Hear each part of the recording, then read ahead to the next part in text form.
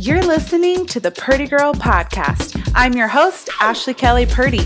My mission is to connect military spouses, fiancés, girlfriends, and booty calls worldwide. So let's do this. Hello, everyone. Welcome back to the Purdy Girl Podcast. I hope you're doing well. I hope you're staying safe. I hope you're staying on top of your mental health right now. I know that's been my biggest focus during this pandemic. Yes, I'm social distancing and all of that, but honestly, with the whole pandemic, the biggest threat for me is to my mental health. And I think that might go for pretty much most all of us. I mean, it is challenging right now, right? Fear is everywhere, and fear is toxic. Anxiety is toxic. Hopelessness is toxic. The good thing is we can do things each day to combat those feelings, and we can have systems in place to help us thrive during this time. No, not every day is going to look perfect. Obviously, that's not the point. The point is to control what you can and to not let fear win ever, ever, ever, ever. I refuse to let fear in. And I feel the same way whenever there's a tornado or hurricane threat to where I live in Florida, which happens often. I feel like during those times, the news just thrives off of people being afraid. Of course, right? Because then you tune in more, like they thrive off of it. And I will not let them win. There's nothing I can ever do to stop the weather. There's nothing I can do to stop a virus. All I can do is prepare and be smart. That's it. All the negative feelings, it's just wasted energy that I could be using towards pretty much anything else. Anything else. It's a tricky balance, honestly, to be able to listen to the news and consume what's going on in the world and take that in, but to not let it affect my day negatively. It's like this game I play. It's me against the media. This is extremely prevalent during these times, but something I will probably carry with me throughout my life after this. I never want to be that person that's like, oh, I don't watch the news. To avoid it is delusional, in my opinion. I think you can go through, like a detox for sure. If you just need a break from the media, I totally get that. But to avoid it for years, I've heard some people just on different podcasts that they're like, I don't watch the news. I don't consume current events, which I understand, but also I do think it's irresponsible as an American, not to get all patriotic on you guys, but I think it's like that privileged stance of oh, I don't watch the news. Oh, you must be so lucky that you don't have to be concerned about what's going on in the world. You know what I mean?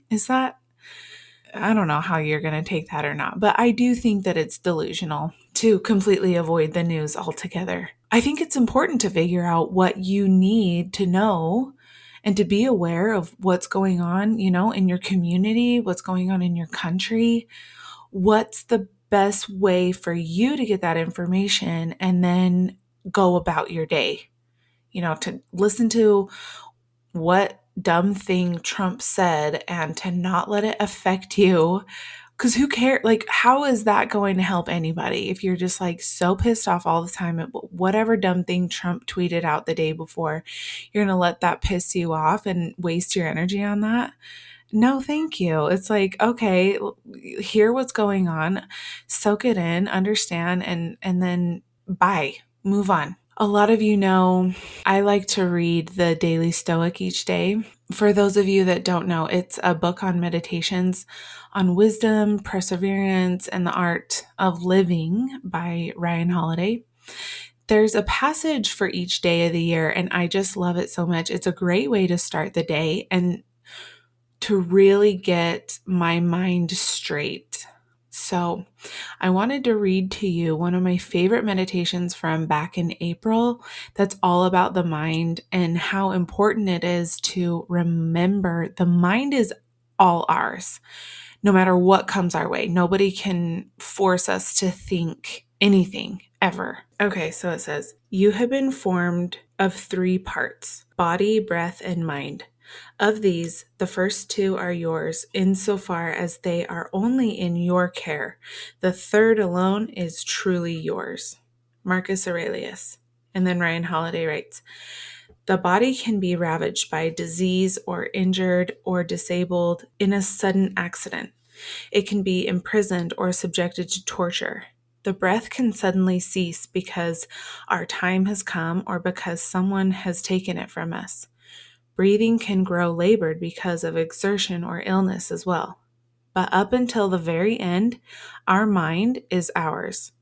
It's not that the other 2 parts of life that Marcus mentions, our body and our breath, don't matter. They're just less ours than our mind. You wouldn't spend much time fixing up a house that you rent, would you? Our mind is ours, free and clear. Let's make sure we treat it right. Isn't that good? I love it. How empowering is it, seriously, to just know that no one can control how we think. We can take any situation out there that happens and decide how it's going to affect us, how it's going to affect our day, how it's going to affect that particular moment. Truly anything.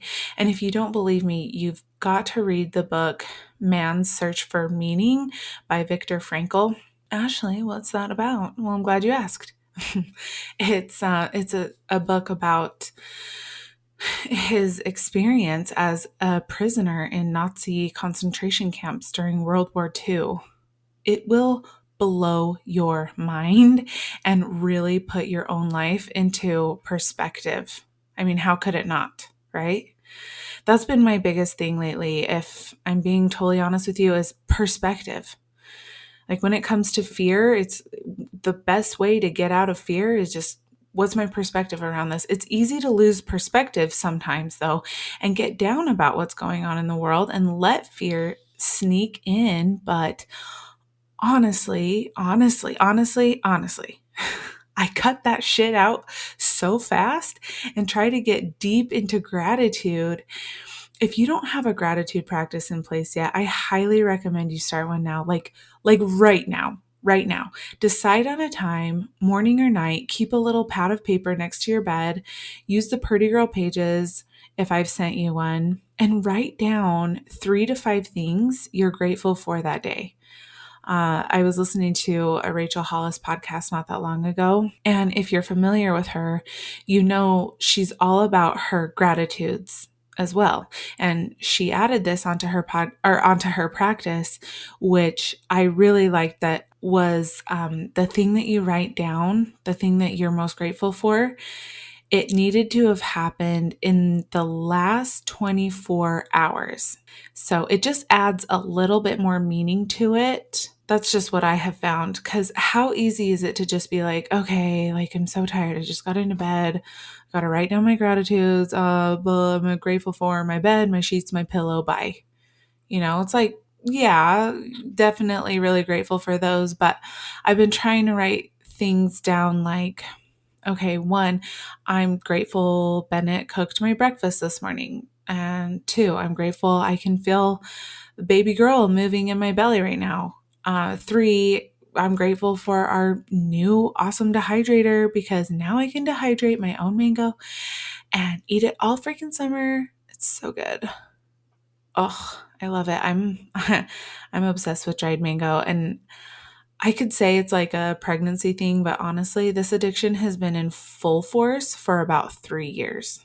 And it's so good having the dried mango with like a Topo Chico or a LaCroix. By the way, I heard somebody call it a La Croix the other day. I'm like, calm down. It's not La Croix. You sound like a moron. Anyways, remember to do your gratitudes, okay? It will help. I promise, with everything. It will help with your life. But more importantly, like it will help with the fear and stress and anxiety and even depression, like it really does put things into perspective. It really does. We have to stay on top of our mental game right now. Think of how strong this time is making you. If you're listening to this and you're feeling really, really tested right now, like really tested, I am here to remind you that you can freaking do this. You are stronger than you think. And I'm not saying that in like a cheesy cheese BS, like you can do it at all, like at all. You know me, right? If you've listened to this podcast, you know I'm not about that crap. But you really honestly have to know that you're stronger than you think. You're going to get through this. We all are. And we're going to come out the other side, guns blazing, ready to take on the world. We'll have some new solid habits in place, like doing our gratitudes every day, moving our bodies in a way that feels good and right for us. I don't know, doing face masks more regularly, drinking water and eating more greens. By the way, if you follow me on Insta, you know that I'm doing this, but for the month of May, I decided I was going to do a little squat challenge, and you should totally join me so we can suffer together. Okay, so here's the challenge. You drink a gallon of water a day. Ashley, how do you even do that? Okay, well, you just chug it. Okay, you chug. You freaking take a sip and suck it down. I've said in podcasts before that my biggest trick is a big, thick straw. Like it's got to be a thick straw. And you drink, and when in each drink that you take, you gulp down 5 to 10 gulps. Okay? Trust me. Back in my competition days, I had to drink 2 gallons of water a day. This was the only way to get it down. So 1 gallon of water, and every time you pee, you have to do 10 squats. So we're stuck at home. You might as well freaking do this, okay? You're just going to hate me, but love me at the same time. Your booty's going to thank me later. They can be pulse squats, jump squats, regular squats, whatever floats your booty's boat, okay? Yesterday, I did 150 squats. So yes, that means I peed 15 times. Honestly, I thought I peed more than that. I'm like kind of surprised. Oh, by the way, don't squat at night. Okay. Once you've like brushed your teeth, you're in bed, you're done. You're done for the day. That's my motto. So you don't have to squat at night. And we're calling this challenge, dun, dun, dun, dun, the Squatty Potty Challenge. And I cannot take credit for this, dang it, because it's gold. My friend's husband came up with it, and well, I can't not call it the Squatty Potty Challenge. Anyway, I digress. You definitely need to do this with me. Month of May, start today. Oh, freaking K. Had to rhyme. Well, everybody, that is it for today. Love you so much. I hope these podcasts give you just some kind of inspo and brighten up your day. Did you listen to the last one with Mari? Isn't she so great? I hope you did. I hope you're liking the interview podcasts. I know they're a little bit different, but I just want to give you guys some variety. And then also I want to really highlight some other boss babes out there that are crushing it, and they have their businesses and they're helping women. It's like 2020 women helping women, right? So anyway, if you have any ideas or like any friends that have their own businesses that think would be a good fit for this podcast, let me know. Like, I'm down. I just hop on a Zoom call with them and I record it, and it's a grand old time. So yeah, just hit me up. Let me know if you know of anybody that I should interview. Please remember to leave a 5-star review if you haven't already. Those really help elevate and boost this podcast and helps so much. I just love you all. Sending you love and light. I'll see you on Monday, everybody. Thank you for listening to Purdy Girl Podcast. If you have a second, please rate and review and share this podcast with somebody you think would love it. See you next week.